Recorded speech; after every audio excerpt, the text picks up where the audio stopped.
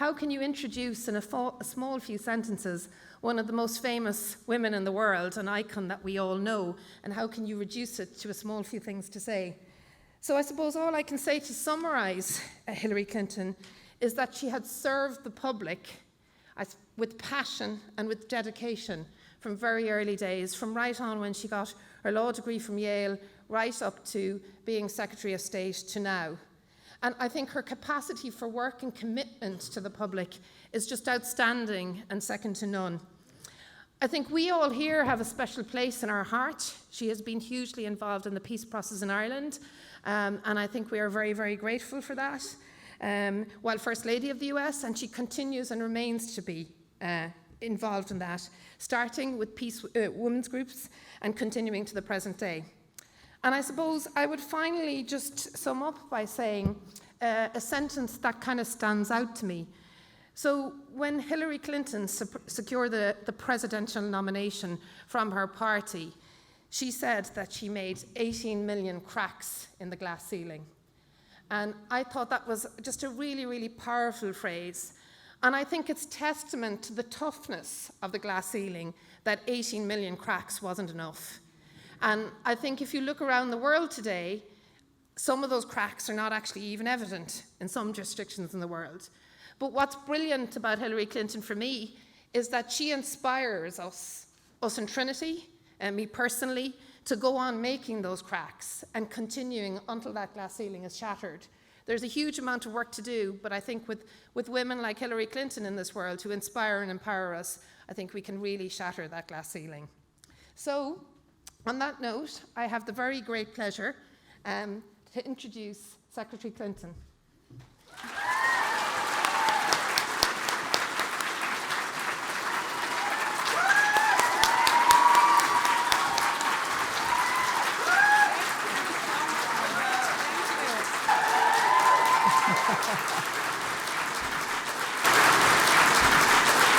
Thank you. Thank you very, very much. I am delighted to be here. Thanks to Dean Doyle for helping to arrange this and for those kind introductory remarks. I'm excited to be here with Chancellor Robinson. Mary Robinson and I have known each other for a number of years, and I'm looking forward to our conversation. And I want to thank the Trinity College faculty, staff, and students. It's a great sight for me on this beautiful day in Dublin to be looking out at all of you, particularly the students, because we are living in tumultuous times for our world. And not to put any pressure on anyone, so much of our future will depend upon this generation and what you decide to do with your lives and in your work. And I wanted to make a few remarks today about that. I am humbled to be receiving an honorary degree later today from this distinguished university. There is so much that sets Trinity College apart. Your rigorous scholarship, your diversity, your long history of producing some of the world's most influential leaders, change makers, artists, entrepreneurs. And at the heart of it all is an understanding that a Trinity education is not simply about learning within the four walls of a classroom, but about contributing to society and our world. It's about encouraging students to think for themselves, to take risks, to embrace the spirit embodied by one of your graduates, Samuel Beckett, who summed up his work this way: ever tried, ever failed, no matter, try again, fail better. Believe me, those are words to live by for anyone.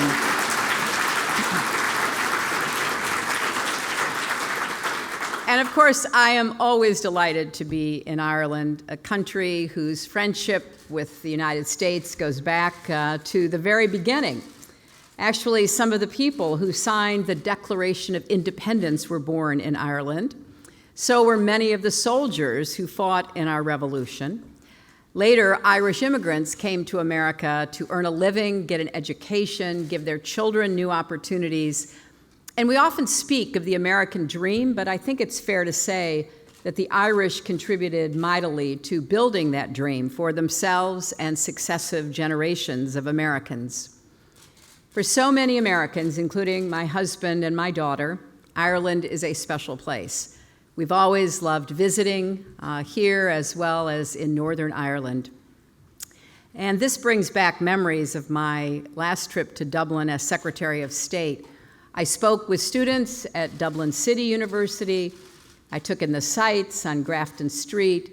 I stopped at McDade's for a pint. It was a typical visit by a Secretary of State. And the Irish have been on my mind a lot this year, especially in April, when we celebrated the 20th anniversary of the Good Friday Agreement. I remember so clearly that cold winter night in 1995 when Bill and I joined thousands of people in front of the Belfast City Hall for the lighting of the Christmas tree. Catholics and Protestants alike came to that spot from their deeply divided neighborhoods. They brought with them a sense of hope and maybe even a little bit of optimism. I can still picture the faces of the young people in the crowd, students there with friends, little children lifted onto their fathers' shoulders. It was on that first visit that I met some of the women who would go on to help bring an end to the Troubles, mothers and activists who came together over cups of tea, as well as those who formed a coalition and claimed a formal seat at the negotiating table. To this day, the Good Friday Agreement stands not only as a framework for shared understanding here in Ireland, but as an example for the rest of the world about what's possible when citizens come together to demand peace and then work to preserve it. As the Brexit debate rages on, I continue to believe in the value of the European Union and of a Europe that is whole, free, and at peace. So no matter the outcome of the ongoing discussions, Brexit should not be allowed to undermine the peace that people voted for, fought for, and some even died for. Now, a lot has happened since I was last in Ireland. I became a grandmother twice over, which is just about the greatest thing in the world. And as you may have heard, I ran for president. Now, the grandparenting worked out great. The other, not exactly as I had hoped. And I wrote a book called What Happened to recount that experience. And it's as much about the future as the past, because everything that I have learned about what happened in 2016 is still relevant today and will be into the future. What it means to stand up for facts and rational debate, to protect democracy, to forge a path forward in a world that feels like it's been turned upside down. We're at a global tipping point, a moment that will determine whether we embrace the principles of free people, human rights, and democracy, or retreat into closed societies, oppression, and authoritarianism.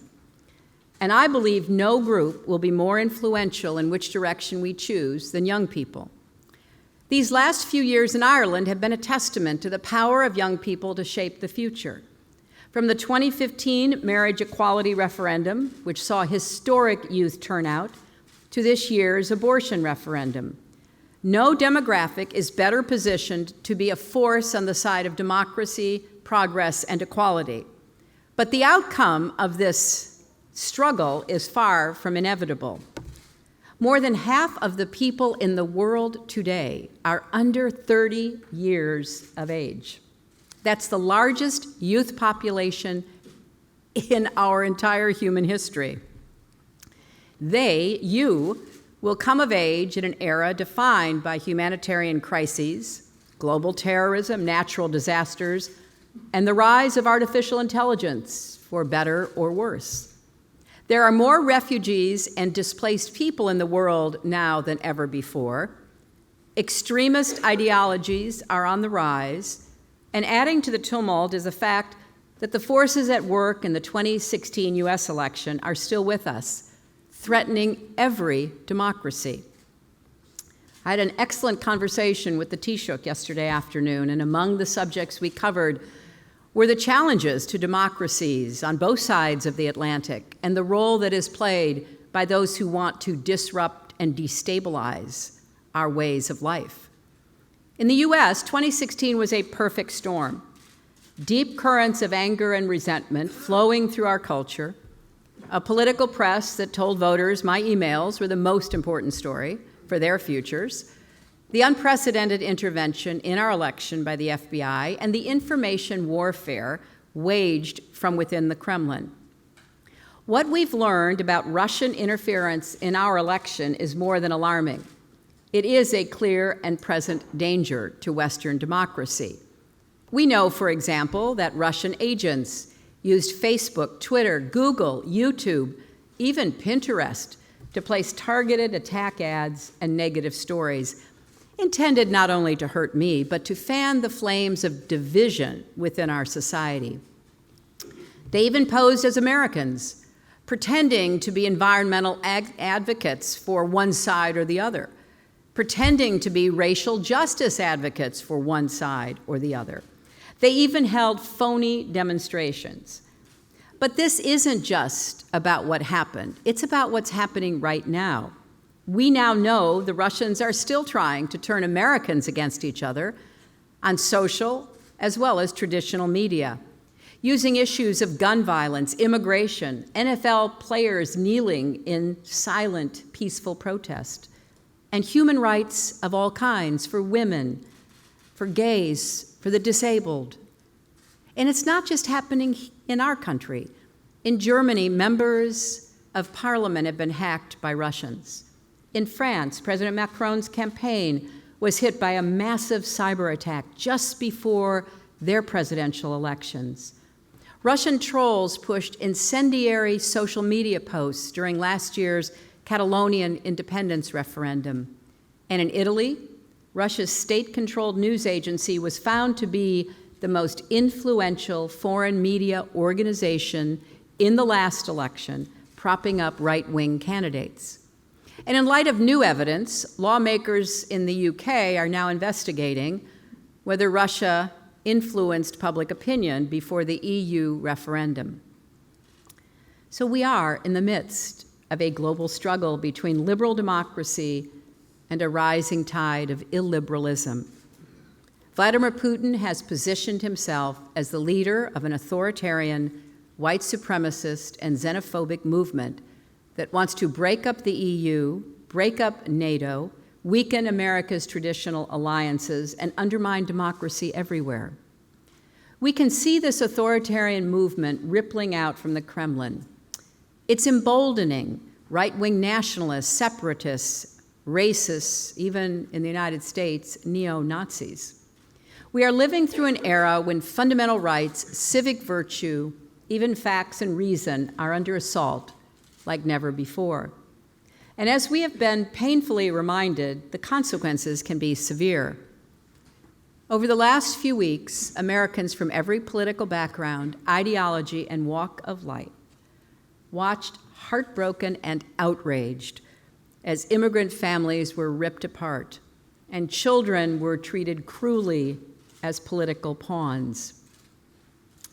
I was just meeting with some of the students from the American Ireland program that interned in my various offices in the Senate, the Secretary of State at the State Department.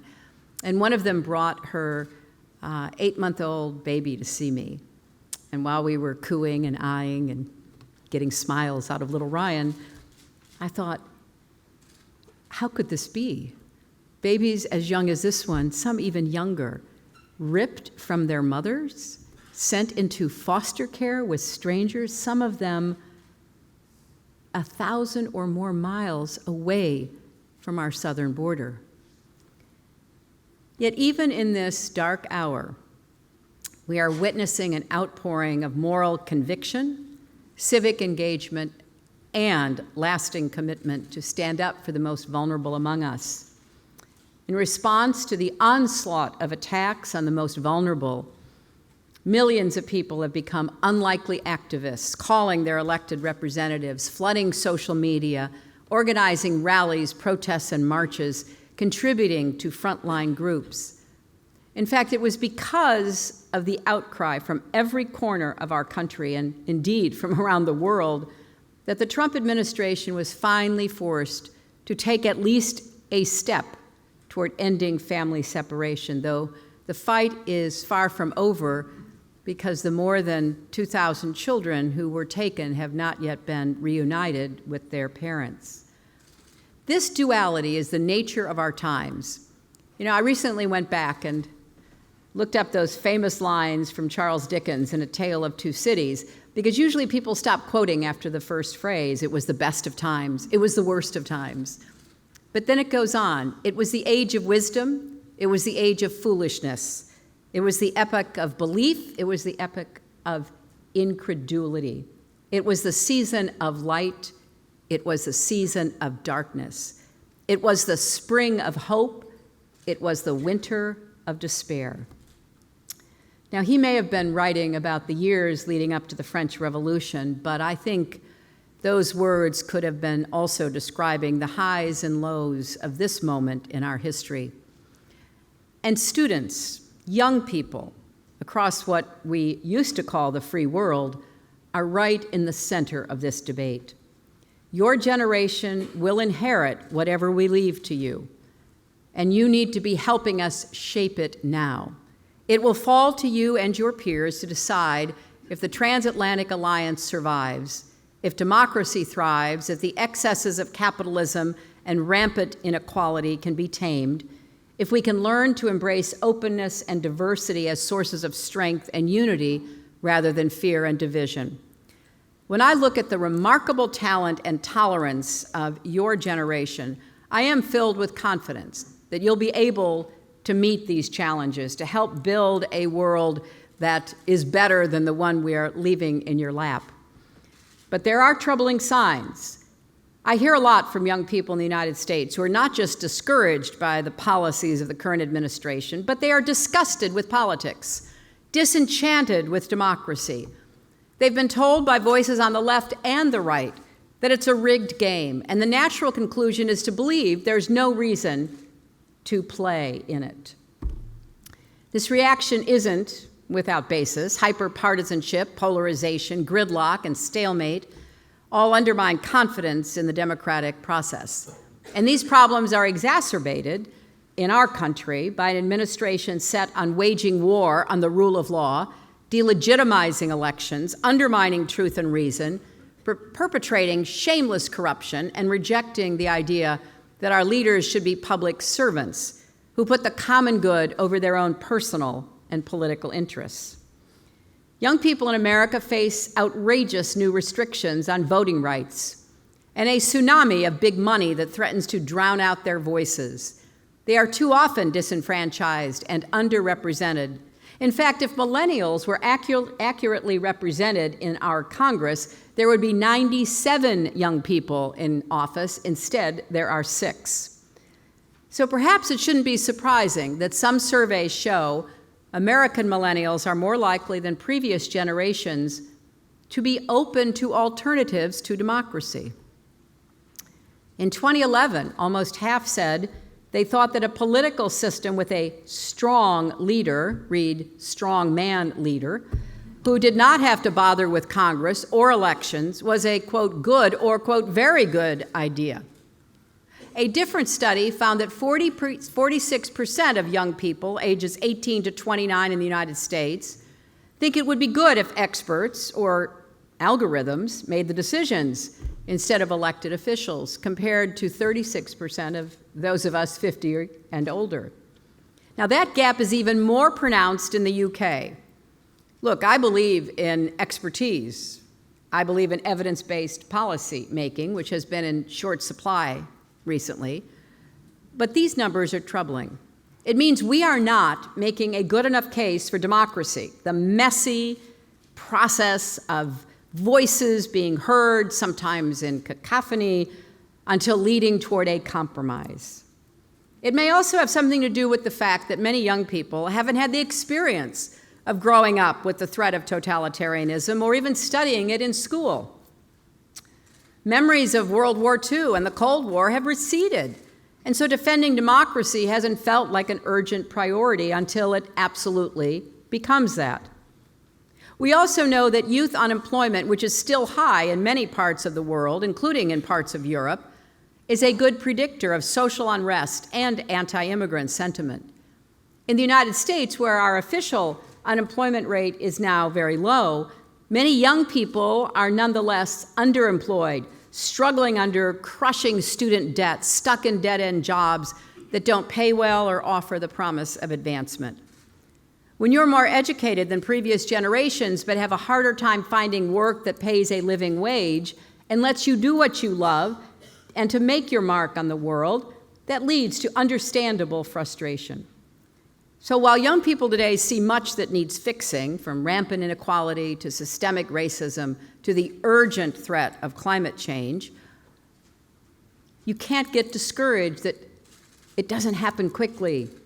Yes, you shouldn't be satisfied with the progress we've made. You have to keep working, even if you now believe democracy isn't working for you. And that's something that we all have to focus on. Yes, in short, millions of young people believe it isn't working, and we have to take that seriously. And yet, despite these headwinds, young people are proving to be some of the most effective activists, change makers, and problem solvers anywhere in the world. Advocates for pluralism, an interconnected world, free societies, understanding diversity as a strength. In fact, in the UK, nearly 3/4 of the 18 to 24-year-olds who turned out to vote voted to remain in the European Union. Young people after that vote spoke out, expressing fear, a feeling of being let down by an older generation, expressing a commitment to fight for a different kind of future.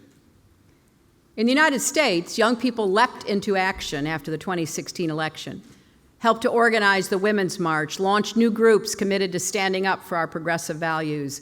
One of those, started by a young woman from my campaign, is called Run for Something. It gives young people the tools to actually run for office. And ordinarily, about 10% of first-time candidates win, but their candidates are winning at a number closer to 50%. In fact, young people from Europe, from Brazil, Hungary, England, Australia, all kinds of places have written in asking how they could start a similar effort. And when it comes to the outrage of gun violence in the United States, young people have emerged as some of the most extraordinary activists and leaders. Teenagers who survived shootings from Parkland, Florida to Chicago, Illinois, have banded together to take on the powerful gun lobby, something few politicians have had the courage to do, and I understand that. I took them on. They spent more than $30 million to defeat me. But we have to keep taking them on. We have to keep focused on saving lives, proposing and then enacting reforms. Anyone who cares about preserving a democratic future has to figure out ways to make democracy work for young people. We cannot just stay on our current path and assume things will somehow work out. We need real reforms in government that make our democratic systems more ethical, more transparent, more responsive. In America, we need to get secret money out of politics and the voices of young people and other marginalized groups into politics. We need to break the stranglehold on economic and political power held by a small group of powerful interests, billionaire families like the Kochs, the Mercers, and the Murdochs, and make our economy and our democracy truly representative. In Europe, you face some similar challenges. We need to use the ballot box to reject the authoritarians who threaten our unity and our future. We must be agile enough to keep pace, whether we're adapting to the rising tide of automation and new technologies, which will be job killers if we don't figure out how best to adapt them, whether we are having to strengthen our defenses against propaganda and foreign influence. We need to get back in the problem-solving, solutions-oriented approach to politics and government, and to make space for young people everywhere. Now, what I'm hoping is that we will bring young people as activists, constituents, and even candidates and elected officials, to every table where decisions are made. If you haven't seen or heard the score of our fabulous musical Hamilton, you may not know the song that I love, "You Be in the Room Where It Happens." Well, we need to make sure we have young people in all those rooms. And so my charge to young people at this great university and far beyond is to commit yourselves to the hard, important work of building a democratic process. As Max Weber talked about politics, the hard, slow boring of hard boards, but a politics that reflects your hopes and your concerns and your dreams, to stand against a politics that is dystopic, that represents fear and anger and resentment and will take us backwards. Despite the moment we are in, I passionately believe democracy is the most effective way to deliver the vision of society that you embody. An open, free world where we embrace change and build the future we want. Part of the reason I believe this is because I've seen what happens when young people throw up their hands and turn their backs on democracy. Consider the case of Egypt during the Arab Spring.